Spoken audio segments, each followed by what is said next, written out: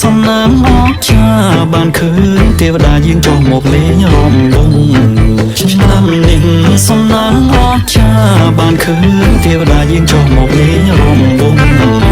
ហើយអ្វីបានជាមកលួចមើលខ្ញុំថាសួរអបសុកទៅខ្ញុំចោះមករងវងបើបានឃើញខ្ញុំសូមកុំប្រាប់គេអើយសូមរងដូចអប្សរាទេវីធីតាទេពអប្សរស៊ូគៀលី